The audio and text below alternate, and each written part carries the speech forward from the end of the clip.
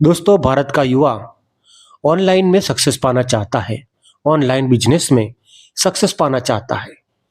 इसके लिए वो खूब मेहनत करता है, लेकिन कुछ ही महीनों के बाद वो फेल हो जाता है। ऐसा क्यों होता है? आज के वीडियो में हम इसका विश्लेषण करेंगे, एनालिसिस करेंगे और एक बड़ा कारण हम आपको वीडियो के अंत में देंगे।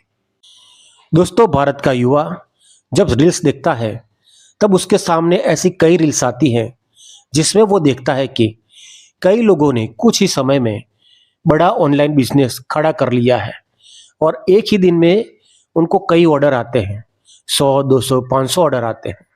और वो देखता है कि वो लड़का या लड़की जो ऑनलाइन बिजनेस करती है वो लाखों कमाने लगती है। तो ये देखकर भारत का युवा भी ऑनलाइन बिजनेस में आने की सोचता है। और दोस्तों, ऐसा सोचना कोई बुरी बात नहीं है। दोस्तों, भारत का युवा भी उन लोगों की तरह ही बड़ा सपना देखता है और सोचता है कि एक दिन वो भी ऐसा बड़ा बिजनेस खड़ा करेगा और लाखों करोड़ों कमाएगा। और फिर होता यह है कि उसका दिमाग इसी काम में लग जाता है। वो रात दिन एजुकेशन वीडियो देखता है और इंफॉर्मेशन गैदर करता है। वो सीखता है कि कैसे ऑनलाइन बिजनेस करा जाता है और कहाँ पे करा जाता है। और कुछ ही समय बाद वो अपना नया बिजनेस स्टार्ट कर देता है। इसके लिए वो जरूरी डॉक्यूमेंट गैदर करता है और फिर वो एक चीज की तलाश करता है, वो है प्रोडक्ट। इसके लिए वो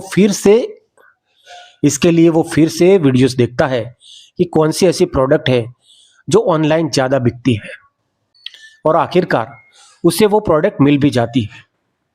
दोस्तों, उसके बाद वो युवा मार्केट में जाता है और उस प्रोडक्ट के 1 से 2 डजन पीस लेकर आता है या 50 या 100 पीस लेके आता है, क्योंकि उसके पास इनिशियली मूडी कम होती है, कैपिटल कम होता है और वो देखना चाहता है कि ये चलेगा भी या नहीं।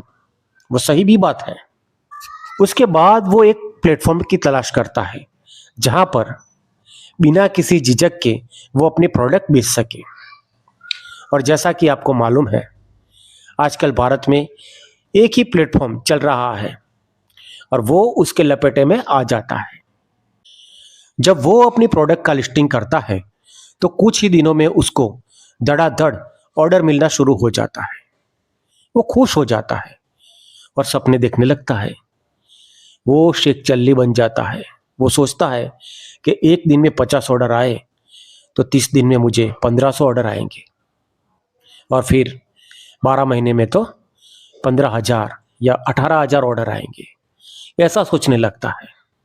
लेकिन 3 या 4 महीनों के बाद ही पूरा चित्र बदल जाता है। जितने भी प्रोडक्ट उसने बेचे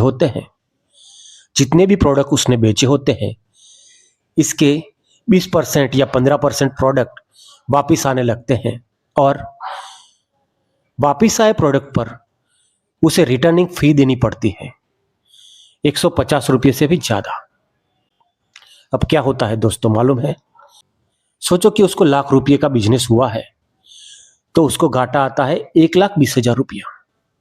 आप सोचेंगे कि ऐसा कैसे हो सकता है? तो ऐसा होता है कि उसने कई चीजें मालूम ही नहीं की थी। दोस्तों, धीरे धीरे उस युवा की समझ में आता है कि ये तो घाटे का धंधा हो रहा है। इससे वो हताश हो जाता है, निराश हो जाता है, क्योंकि उसके पास मूडी भी कम थी, कैपिटल भी कम था। इसीलिए वो अपना बिजनेस बीच में ही छोड़ देता है और दोस्तों, जिंदगी भर वो ऑनलाइन बिजनेस न करने की कसम खा लेता है। दोस्तों, आपने देखा ही होगा कि यूट्यूब पर ऐसे हजारों लोग हैं जो अपनी चैनल खोलकर बैठे हैं और बताते हैं कि उनको ऑनलाइन सेलिंग में कितना घाटा आया है और कैसे आया है। लेकिन दोस्तों, क्या आपको मालूम है ये घाटा क्यों आया? क्योंकि वो युवा बिना किसी तैयारी के ऑनलाइन बिजनेस करने के लिए सीधा ही कूद पड़ा था। दूसरों की सिर्फ बातों में आ गया था। उसने ये भी नहीं सोचा था, उसने ये भी नहीं परखा था या ना किसी की सलाह ली थी कि क्या ऐसा प्रॉफिट हो सकता है या नहीं। तो दोस्तों, याद रखिए, ये सोशल मीडिया है। यहाँ जो भी कुछ बताते हैं लोग, चमकती चीज खासकर बताते हैं, वो असल में सोना नहीं होती, खासकर मार्केटिंग में, बिजनेस में। कोई लाखों करोड़ों की बात करता है तो उसके झांसे में मत आइए। पूरी तरह से सर्च करें, एग्जामिन करें, फिर इसमें आगे बढ़े।